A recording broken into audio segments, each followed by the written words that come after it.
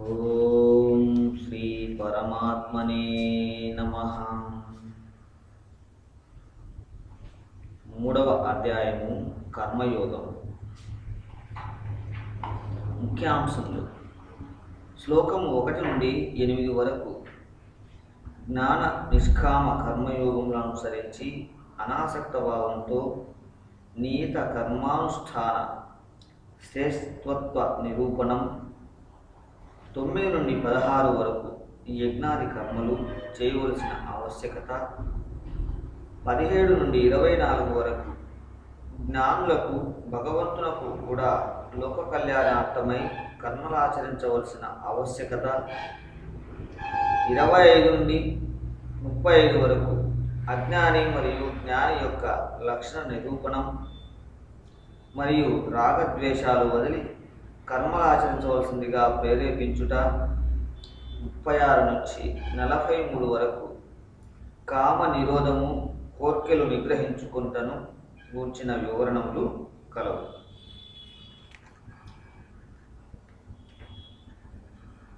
అర్జున ఉవాచ: జాయసి చేత్ కర్మణేస్యే మతా బుద్ధిర్జనార్దన తత్కిం కర్మణి ఘోరే మాం నియోజయసి కేశవ.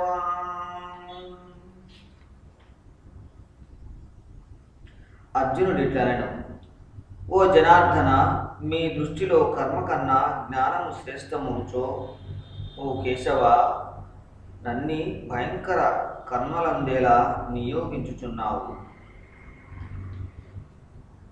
వ్యామి శ్రేణేవా వాక్యేన బుద్ధిం మోహయసీమా మే తదేకం వద నిశ్చిత్య యేన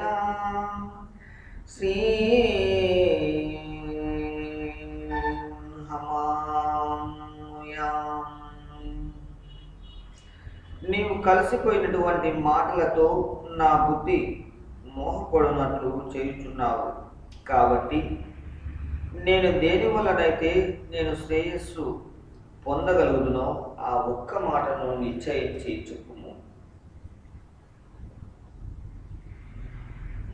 లోకేస్మిన్ ద్వివిధా నిష్ఠా పురా ప్రోక్తా మయా నఘ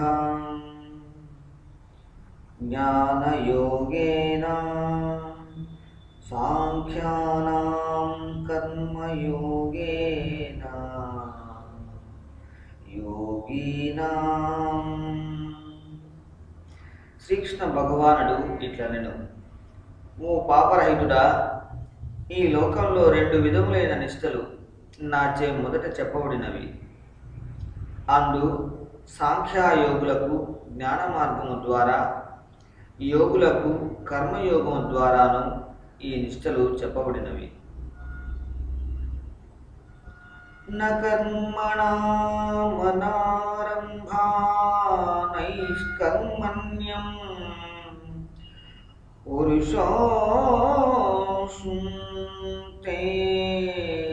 న చ సంయసనాదేవ సిద్ధిం సమధిగచ్చతి.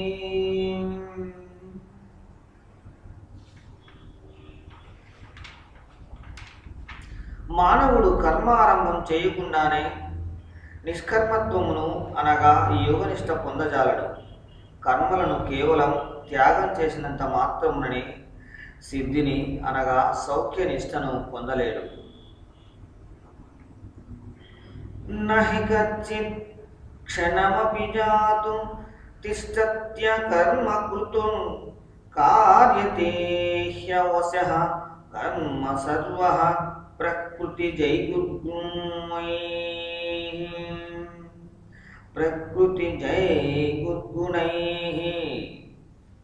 నిస్సందేహంగా ఏ వ్యక్తి కూడా ఏ సమయంలోనైనా కర్మ చేయకుండా క్షణకాలమైనా ఉండజాలడు.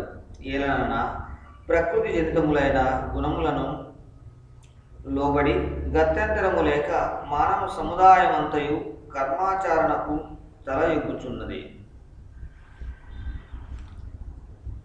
కర్మేంద్రియాణి సంయమ్య ఆస్తే మనసా స్మరన్ ఇంద్రియార్థాన్ విమూఢాత్వం మిథ్యాచారః స ఉచ్యతే.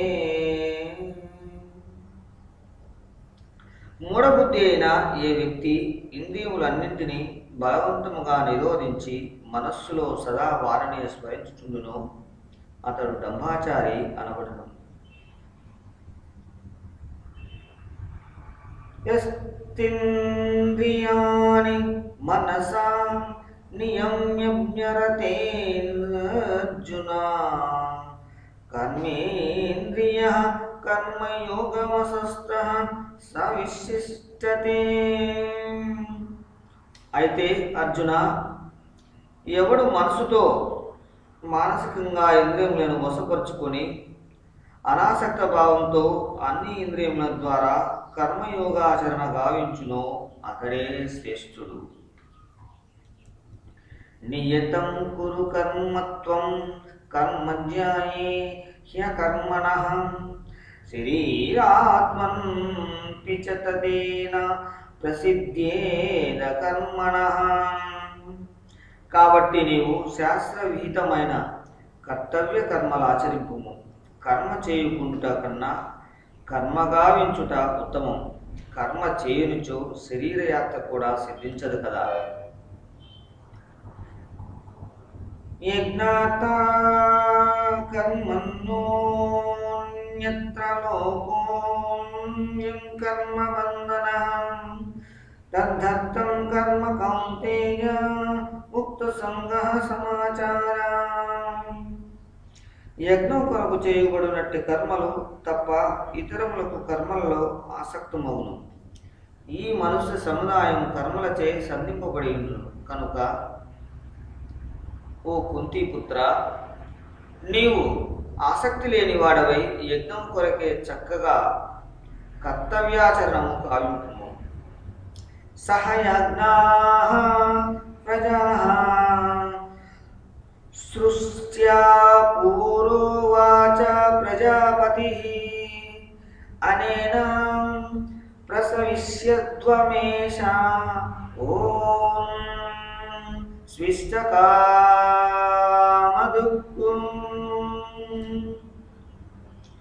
ఈ కల్పారంభంలో ప్రజాపతి బ్రహ్మ ప్రజలను యజ్ఞ సహితముగా సృష్టించి వారలతో మీరు ఈ యజ్ఞము ద్వారా పురోభివృద్ధిని పొందండి. ఇది మీరు కోరిన కోరికలు ప్రదానం చేయును అని పలికెను. దేవాన్ భావయతేన తే దేవా భావయంతు వః పరస్పరం భావయంతః శ్రేయః పరమాస్యాద్.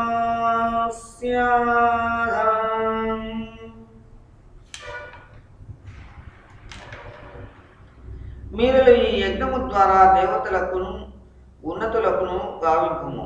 ఆ దేవతలు మిమ్మలను ఉన్నతులను గావింతురుగాక. ఈ విధంగా నిస్వార్థ బుద్ధితో ఒకరికొకరు మేలు చేసుకొనొచ్చు మీరు ఉభయులు పరమ కళ్యాణమును పొందగలరు.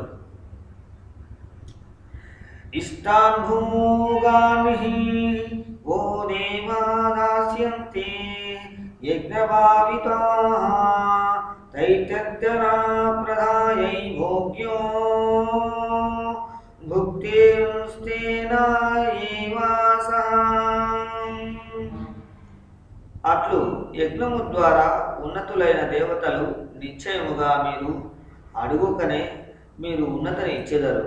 ఈ ప్రకారముగా ఆ దేవతలచే నొసగబడిన భోగములను ఏ పురుషుడు వారికి ఇవ్వకుండా తాను మాత్రమే అనుభవించునో అతడు దొంగయేగును. యజ్ఞశిష్టాసినం సంతో ముచ్యంతే సర్వకిల్బీషైః భుజ్ఞతే తే త్వఘం ఏ పచంత్యాత్మా కారణాత్.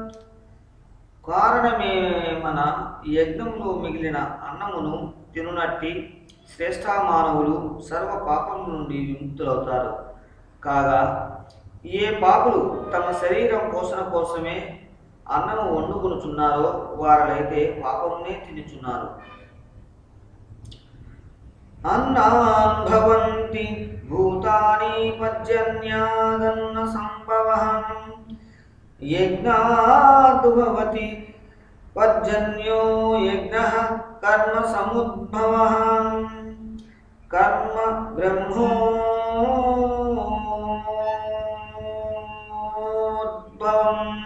విధి బ్రహ్మక్షర సముద్భవం. తస్మాత్ సర్వగతం బ్రహ్మ నిత్యం యజ్ఞే ప్రతిష్ఠితం. ఏలనగా సకల ప్రాణులు అన్నం నుండి పుట్టుచున్నవి. అన్యోత్పత్తి వృష్టి వలన కలుగుచున్నది. వృష్టి యజ్ఞం వలన సంభవించును. ఈ యజ్ఞము వివాహక కార్యాచరణము ద్వారా ఉత్పన్నమవుచున్నది. ఆ కర్మ సముదాయమును నీవు వేదము నుండి పుట్టినదిగాను, ఆ వేదము నా శరీరమునకు పరమాత్మ నుండి పుట్టినదిగాను తెలుసుకొను. దీనిని బట్టి సర్వవ్యాప్తియగు పరమ అక్షర పరమాత్మ ఎల్లప్పుడూ యజ్ఞమునందే ప్రతిష్ఠించుడని తేటతెల్లమవుతున్నది. ఏవం ప్రవర్తితం చక్రం నానువర్తయతి యః అఘాయోరింద్రియారామో మోహం ప్రార్థ సాజీవతి. పార్థ, లోకంలో అనాదిగా పరంపరాక్రమంగా నడుచుచున్న ఈ వైవిధ్య సృష్టి చక్రమునకు అనుకూలముగా ఏ మనుషులు నడుచుకునడో అనగా తన విహిత కర్తవ్యమును నెరవేర్చుకుంటును ఇంద్రియ భోగలాసుడకు ఆ పాపాయువు వ్యర్థముగా జీవించుచున్నాడు. జీవితము వ్యర్థమని అర్థం. యస్తస్త్వాత్మారాతిరేవాస్యాదాత్మ తృప్తశ్చ మానవః ఆత్మన్యేవ చ సంతుష్టస్తస్య కార్యం న విద్యతే. కానీ ఏ మనుషుడు ఆత్మారాముడై తనలో తానే తృప్తిపడి ఆత్మయందే సంపూర్ణమైనటువంటి తృప్తిని అనుభవించునో అట్టి వానికి కర్తవ్యమంటూ ఏమీ ఉండదు. నైవ తస్య కృతేనార్థో నా కృతేనేహ కచ్చన నా చాస్య సర్వభూతేషు కచ్చిదర్తవ్యపాశ్రయః.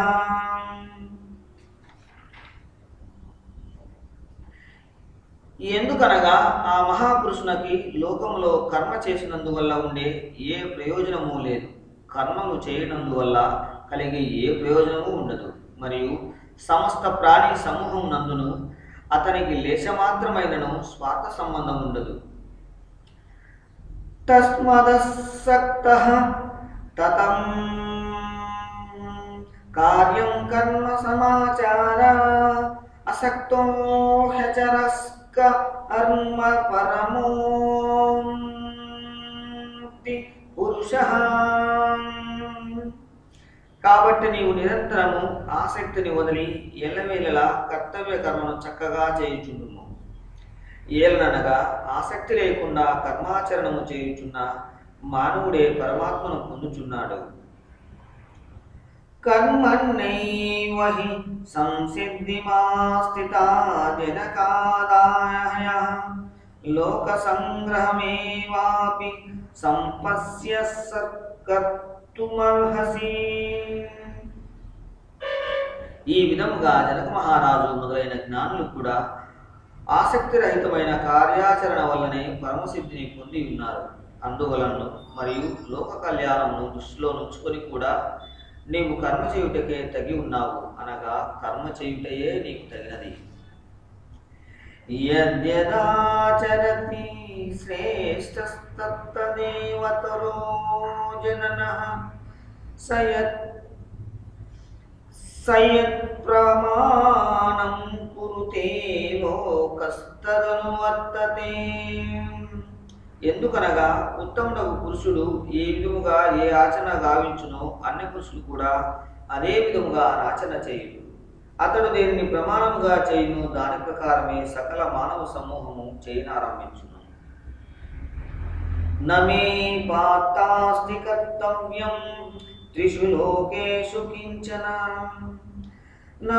నవాప్తమావాప్తవ్యం వర్తయేవాచ కర్మణి.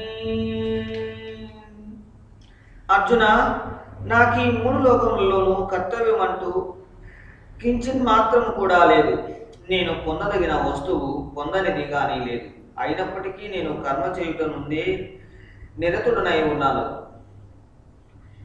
యదిహ్యాహం న వర్తేయం జాతు కర్మణ్యం త్రంద్రితః మమ వర్తమానువర్తంతే మనుష్యాం పార్థ సర్వః. పార్థ, ఒకవేళ ఎప్పుడైనా నేను సావధానుడై కర్మాచరణము చేయనిచో ఎంతో హాని కలగగలదు.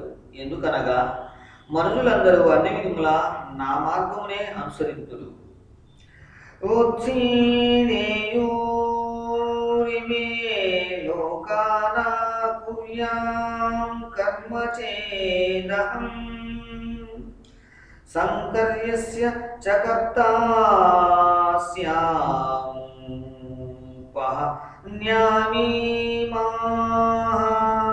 ప్రజా.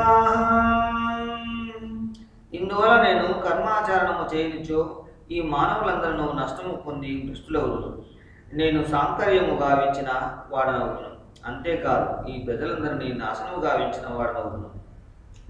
సక్తాః కర్మణ్య విన్యాంసో యథా కుర్వంతి భారత కుర్యాద్విద్వాంస్తథా సక్తచ్ఛీ కిశుర్లోకా సంగ్రహం. ఓ అర్జున, కర్మల యందాసక్తులకు అజ్ఞానులు ఏ విధముగా కర్మలు చేయుదురో అనాసక్తుడగు విద్వాంసుడు కూడా లోక కళ్యాణమునకై అదే ప్రకారము చేయదగును.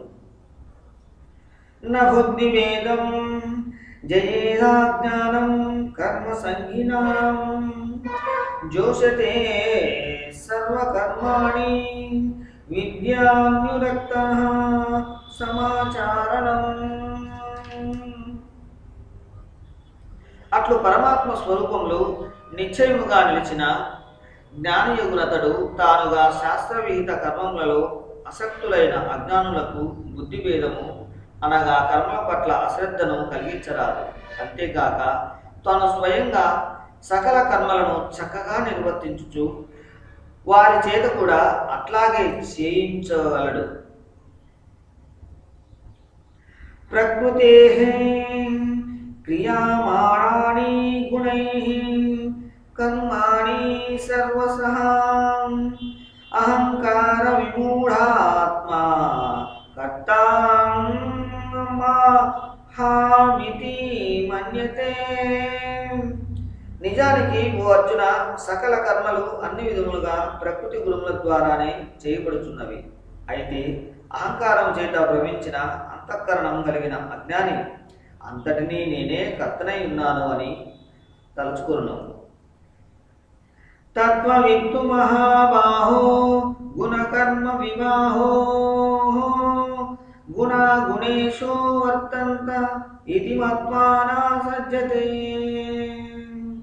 అయితే మహాబాహు, గుణ వివాహ కర్మ విభాగముల తత్వము తెలుసుకొనిన జ్ఞానయోగి సంపూర్ణ గుణములే గుణములలో వర్తించుచున్నవని గుర్తించిన వారి ఆసక్తుడు కాదాలడు.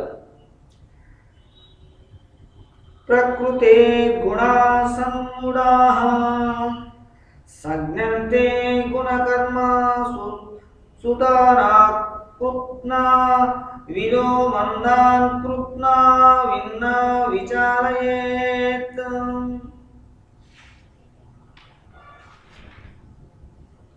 మరియు ప్రకృతి యొక్క గుణములచే అత్యంత మోహితులకు మానవులు గుణములలో మరియు కర్మలలో ఆసక్తులవుదురు.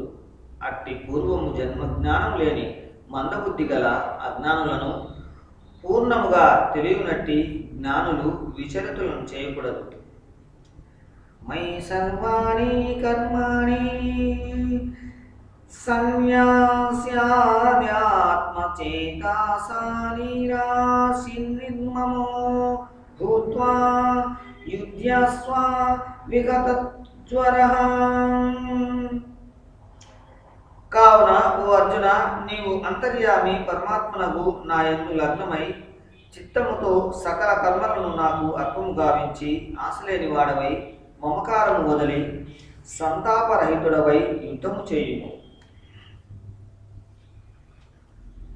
యమే మతామిదం నిత్యమనుతిష్టంతి మానవాః శ్రద్ధావంతోన్న సుయంతో ముచ్యంతే తేన్పి కర్మభిః.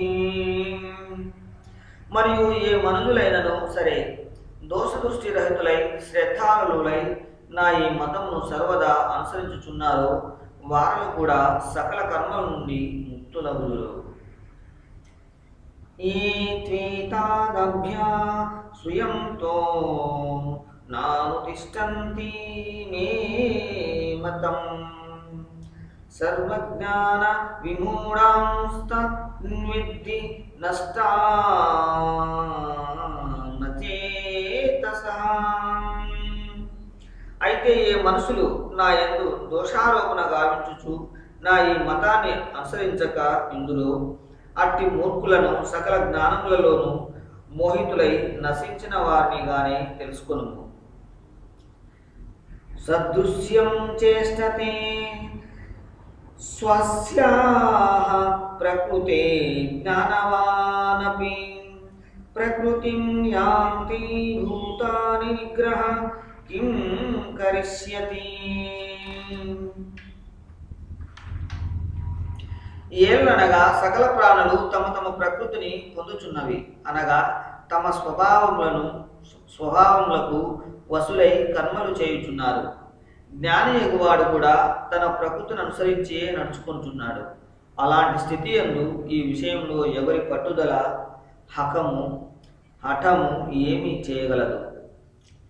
ఇంద్రియస్వాయార్తే రాగద్వేషౌ వ్యవస్థితౌ తయోర్న వశమాగచ్చిత్తౌ యస్య పరిణతినౌ. ప్రతి ఒక్క ఇంద్రియపు విషయంలో రాగద్వేషములు దాగి ఉంటాయి. మానవుడు ఆ రెండింటికి లోబడరాదు. ఎందుకనగా అతని కళ్యాణ మార్గాన్ని అడ్డుకునే భయంకర శత్రువులు ఆ రెండు మాత్రమే. శ్రేయాన్ స్వధర్మో విగుణః పరధర్మాత్ స్వనుష్ఠితాత్ స్వధర్మే నిధనం శ్రేయః పరధర్మో భయావహం. ఇతరులకు నిర్దేశించిన ధర్మము కర్తవ్యమును చక్కగా నెరవేర్చుట కన్నను గుణరహితమైనను స్వధర్మాచరణమే అతి శ్రేష్టము. స్వధర్మాచరణములో మరణము సంభవించిన అది శ్రేయస్కరమే గుణం, కానీ పరధర్మము చేయుట భయకారకము. అథకేన ప్రయుక్తోన్యం పాపం చరతి పురుషః అనిచ్చన్నపి వార్ణేహయ బలాదీవ నియోజితః.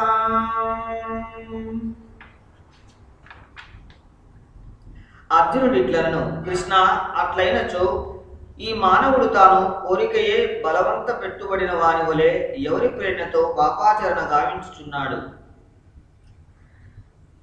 కామయేవా క్రోధయేవా రజోగుణ సముద్భవః మహాశనో మహాపాపాం విద్యేన్యమిహ వైరిణం. శ్రీ భగవానుడిట్లు అనను, ఓ అర్జున, రజోగుణము వల్ల కలిగిన ఈ కామమే క్రోధం. ఇది మహా తిండిపోతు. భోగములు ఎంతగా అనుభవించినా ఎన్నిటికీ తృప్తి అంటూ ఎరుగనిది. మహాపాపి. ఈ సందర్భంలో దీనినే శత్రువు అని తెలుసుకును. ధూమేనామ్రియతే వహ్నిర్యాథాందస్యోమలేన చ యత్తోల్బేనావృతో గర్భస్తదా తేనేదమావృతం. ఏ విధముగా పొగచో నిప్పు దుమ్ముతో అబద్ధము కప్పబడి ఉండునో, ఎట్లు గర్భస్థ పిండము మావిచే కప్పబడి ఉండునో, అట్లే కామం చేత ఈ జ్ఞానము కప్పబడి ఉంటుంది. ఆవృత్తం జ్ఞానమేతేనా జ్ఞానినో నిత్యా వైరినా కామరూపేణ కౌంతేయ దుర్భూషణేన చ. అర్జున, అగ్ని వలె ఎన్నటికి పూరింపబడని జ్ఞానుల నిత్యకర్తృవైన కామము చేత మానవుని జ్ఞానము కప్పబడి ఉన్నదని తెలుసుకో. ఇంద్రియాణి మనోబుద్ధిరస్యాధిష్ఠానముచ్యతే ఏతైర్విమోహయ్యతేష జ్ఞానమావృత్య దేహినం. మరియు ఇంద్రియములు, మనస్సు, బుద్ధి ఇవన్నీ దేన్ని వాసస్థలముగా చెప్పబడుచున్నవి. అట్టి ఈ కామము ఈ మనోబుద్ధి ఇంద్రియముల ద్వారానే జ్ఞానమును మరుగునపరిచి జీవాత్మను మోహింపజేయుచున్నవి. తస్మాత్త్వమింద్రియాణాదౌ నియమ్య భరతర్షభ పాపౌ మనం ప్రజహీహేనం జ్ఞాన విజ్ఞానాశనం. అందువలన ఓ అర్జున, నీవు మొదట ఇంద్రియములను వశపరుచుకొని తద్వారా జ్ఞాన విజ్ఞానములను నాశనము గావించుచు మహాపాపియగు ఈ కామమును తప్పక బలవంతంగా నీవు జయించవలెను. ఇంద్రియాణి పరాణ్యాహృంద్రియేభ్యః పరం మనః మనస్తు పరా బుద్ధిర్యో బుద్ధిః పరతస్తు సహా. ఒకవేళ నీవు ఈ ఇంద్రియములను అరికట్టి కామరూపియగు శత్రువును చంపగలన శక్తి నీకు లేదని అనుకున్నచో అది నీ పొరపాటే సుమా. ఇంద్రియములు స్థూల శరీరము కన్నను పరమమైనవని, అంటే శ్రేష్టమైనవని, బలమైనవని, సూక్ష్మమైనవని చెప్పుదురు. ఈ ఇంద్రియముల కన్నా పరమమైనది శ్రేష్టము మనస్సు. మనస్సు కన్నా పరమమైనది బుద్ధి.